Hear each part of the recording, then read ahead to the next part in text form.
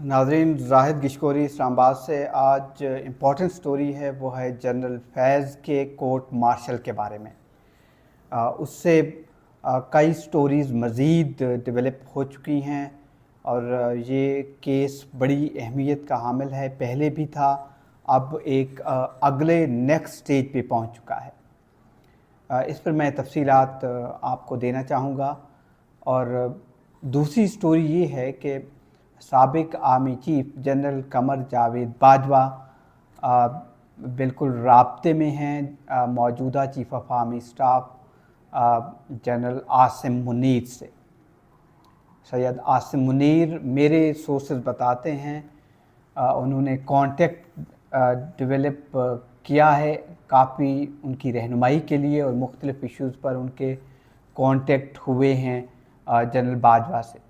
ये किस नौइयत के कॉन्टेक्ट्स हैं? हाई प्रोफाइल केस के हवाले से हैं या प्रोफेशनल जो रिलेशनशिप होता है, मामूल का राब्ता या गैर मामूली राब्ते हैं? कब हुए हैं? मेरी क्रेडिबल सोर्सेज से बात हुई है, इस पर मैं तफसीलात आपको देना चाहूँगा।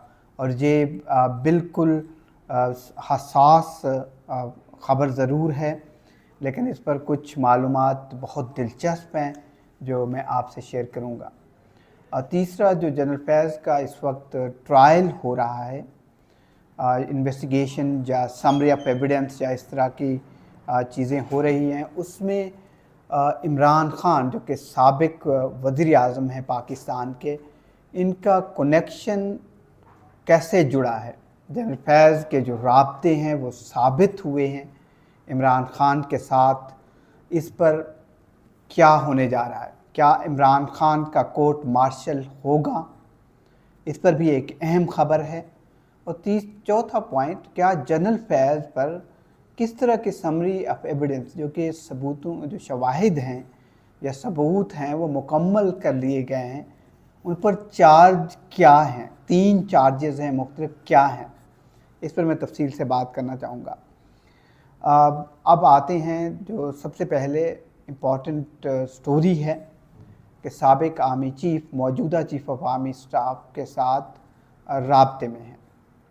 जनरल आसिम मुनीर की कई बार जनरल बाजवा से बात हुई है रिसेंटली, और आपको मालूम ही है कि दोनों बिल्कुल आमने सामने रहते हैं रावलपिंडी में। और ये एक प्रेसिडेंस है उनकी। कोई स्पेसिफिक जो मीटिंग्स हैं, क्योंकि 17 अगस्त को वापस आए थे जनरल बाजवा। जब से ये मेजर डेवलपमेंट्स हुई हैं, 13 अगस्त को गिरफ़्तारी हुई थी, डिटेंशन और कस्टडी में लिया गया था जनरल फैज़ को। उसके बाद जनरल बाजवा मुल्क से बाहर थे, बेल्जियम और दूसरे ममालिक में, यूरोप के विज़िट पर, फिर यूएई, और 17 अगस्त को वापस पाकिस्तान आए थे। तो ये कम्युनिकेशन कई मामलात पर तजावीज़ के लिए, सजेशन के लिए, और ख़ुद जनरल बाजवा भी देते रहते हैं आर्मी चीफ को। तो ये एक ऐसा इंडिकेशन जो कि दिया जा रहा था कि कोई राब्ता नहीं है, या फिर उनको इनवाइट नहीं किया गया था। जब मुख्तलिफ मिलिट्री ऑफिसर्स को और रिटायर्ड जो वेटरन हैं पाकिस्तान आर्मी के, उनको इनवाइट किया गया था 14 अगस्त के सिलसिले में, जिसमें जनरल बाजवा बाहर थे, उनको बाकायदा इनवाइट किया गया था, लेकिन वो मुल्क से बाहर थे, इसलिए शिरकत नहीं कर सके। अब दूसरा, क्या जो जनरल फैज़ का ट्रायल हो रहा है, इसमें जनरल बाजवा का क्या कोई हाथ है, या उनसे भी कोई पूछताछ की जा सकती है, या उनको कोई नोटिस भेजा गया है, या उनकी रहनुमाई मांगी गई है, रहनुमाई हासिल करने की कोशिश की गई है? इस स्टेज तक जनरल बाजवा के हवाले से कोई इतलात नहीं है, और ना ही कोई पेशरफ्त है, मुझे क्रेडिबल सोर्सेज ये बताते हैं।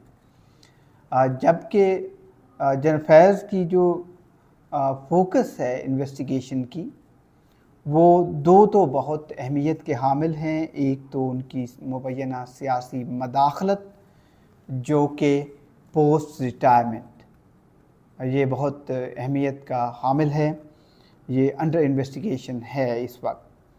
और दूसरा जो इम्पॉर्टेंट पॉइंट है, वो है یہ 26B سیکشن ہے جو کہ نیولی شامل کیا گیا تھا آرمی ایکٹ 1952 میں پولیٹیکل ایکٹیویٹی کے حوالے سے اس کے اندر، اور دوسرا جو سب ورژن کا ہے، یعنی کہ آرم فورسز کے اندر آپ کے کسی ایکٹ کی وجہ سے کوئی ایسے عمل ہو جس میں ایک دوسرے کے خلاف بغاوت، ایک دوسرے کے خلاف ڈفرینسز پیدا کرنا، آرم فورسز کے جو جوان ہیں یا پھر ملٹری آفیسرز ہیں یا فوجی قیادت کے خلاف اس طرح کی، تو یہ دونوں محور ہیں اس وقت انکوائری کا، انویسٹیگیشن کا۔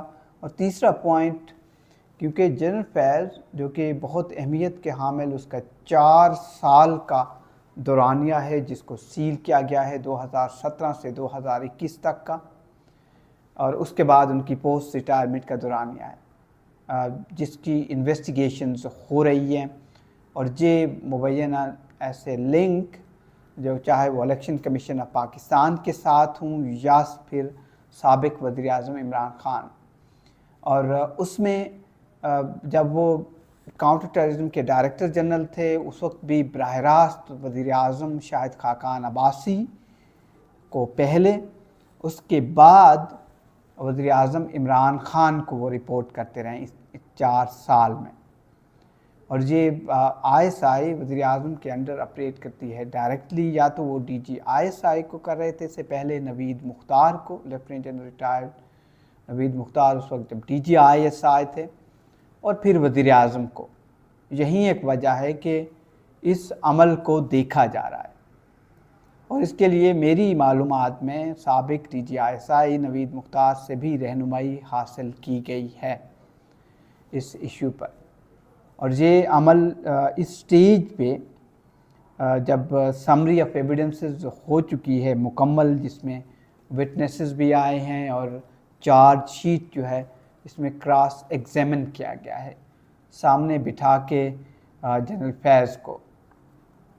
اب اس میں جو پروسیس ہے آگے جا کے کیا ہونا ہے، اس میں معیز کو بھی جو کہ کمپلیننٹ تھے ٹاپ سٹی کے مالک، ان کو بھی ٹیسٹ کیا گیا ہے ایز اے وٹنس، وہ کمپلیننٹ بھی تھے۔ اور میری معلومات میں جنرل فیض جب چیف آف آرمی اسٹاف تھے، جنرل قمر جاوید باجوہ جب chief of staff chief army chief تھے، ان کو کوئی جنرل فیض کے حوالے سے کبھی کمپلینٹ موصول نہیں ہوئی اسٹاف سٹی کے حوالے سے یا دوسرے معاملات میں، یہ سورسز بتاتے ہیں۔ بعد میں یہ معاملہ سپریم کورٹ میں آیا اور یہ چیزیں شروع ہو گئیں، تو اس سٹیج تک یہ لگتا ہے کہ جنرل باجوہ کو ان سے کوئی اسسٹنس نہیں مانگی گئی ہے، وہ پاکستان ہی میں ہیں، ان کے ایک صاحبزادہ پاکستان میں موجود ہے، وہ معمول کی جو چیزیں ہیں وہ کر رہے ہیں اور لائم لائٹ سے دور ہیں، اور وہ 29 نومبر کے بعد ان کا کوئی موقف سامنے آ سکتا ہے اس تمام تر صورتحال پہ، یہ میری سورسز بتاتے ہیں 29 نومبر کے بعد، اکتوبر کے بعد تو اس کا مطلب ہے کہ 2 مہینے کے بعد آلموسٹ وہ کوئی ایسی بات کر سکتے ہیں یا ایسی کلیریفیکیشن دے سکتے ہیں یا کوئی ایسی چیزیں بتا سکتے ہیں جس سے شاید ملک میں ایک نیا بھونچال پیدا ہو جائے۔ اس کے بعد جب جیوری دیکھ رہی ہے اس وقت، اگر دیکھا جائے اس کیس کو، وہ بڑی اہمیت کے حامل ہے، اس کو سن رہی ہے، اور اس کے بعد جو باقاعدہ ایک کور ہے، کور کمانڈر کے انڈر یہ سب اب ٹرائل ہو رہا ہے، اور اس کی فیملی بھی اس سے ملنے کی کوشش کر رہی ہے۔ میری معلومات میں اگلے ہفتے ان کو موقع دیا جائے گا ملنے کا، اور وہ وکیل کرنے کی کوشش کر رہے ہیں، انہوں نے کچھ لوگوں سے رابطے کیے ہیں، الٹیمیٹلی وہ وکیل کریں گے۔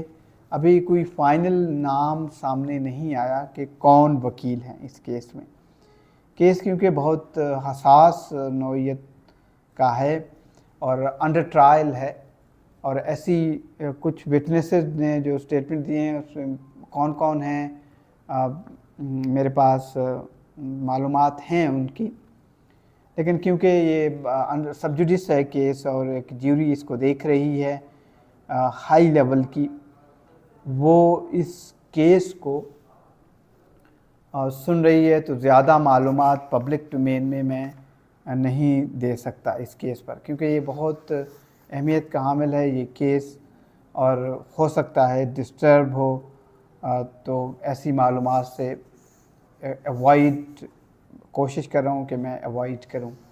लेकिन जब तक कि वो स्टेटमेंट जो आए हैं, इससे लगता है कि इमरान ख़ान के साथ उनके जो राब्ते हैं ये भी अंडर इन्वेस्टिगेशन है, और ये पोस्ट रिटायरमेंट भी, रिटायरमेंट से पहले भी, और ये इसमें कोई नेशनल सिक्योरिटी का मामला अगर लगता है, ये फ़ैसला होना अभी बाकी है कि नेशनल सिक्योरिटी इन्वॉल्व थी, उसमें भी जनरल अफेयर्स की इन्वेस्टिगेशंस हो रही हैं, तो उनको पब्लिक किया जाएगा, पब्लिक नहीं किया जाएगा। अगर मामूल के जो मामलात हैं पोस्ट रिटायरमेंट या इमरान ख़ान के साथ, वो शायद कुछ ख़बरें सामने आ जाएंगी और मालूमात हासिल हो जाएंगी।